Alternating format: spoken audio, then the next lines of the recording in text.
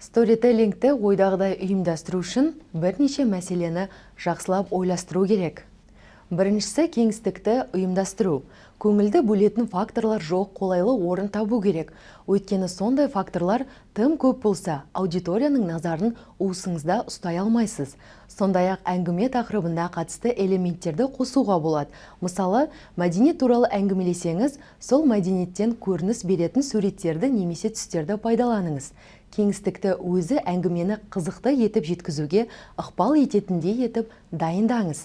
Сторителлингті әртүрлі жерде, мысалы сыныпта өткізуге болады. Ең бастысы балалар немесе жасөспірімдер ұйып тыңдау үшін тыныштық пен жайлылықты қамтамасыз ету керек. Екіншісі тақырыпты таңдау. Тақырыпты қалай таңдайтыныңыз мақсатыңызға байланысты болады. Егер нақты мақсатыңыз болса, әңгіме соған жетуге қалай көмектесе алатынын ойланыңыз. Кез келген әңгіме тақырыбын таңдай аласыз, бірақ оның аудиторияға қолайлы болатынына және мақсатыңызға сай келетініне көз жеткізіңіз. Үшіншісі сторителлинг ұзақтығы. 1 сағат, жарты сағат немесе 10 минут болу керек пе?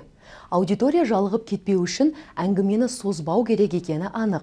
Бірақ тым қысқа да болмау керек. Өйткені адамдар әңгіменің мән жайына үңіліп үлгеруі керек.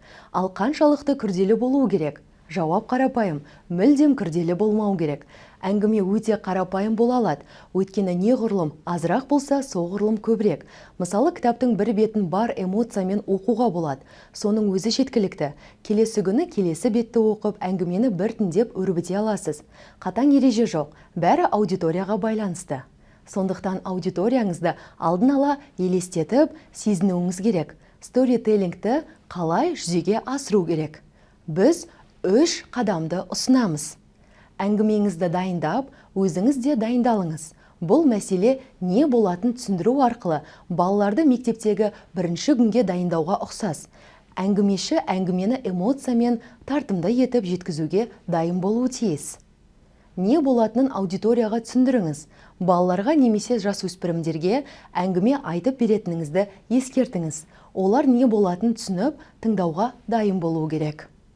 Атмосфера жасаңыз. Әңгімеші мен аудиторияны алдын ала дайындалған кеңістікте біріктіріп, әңгімені қабылдауға септесетін ерекше атмосфера жасаңыз. Осы 3 қадам әңгімені ойдағыдай айтып шығуға көмектеседі.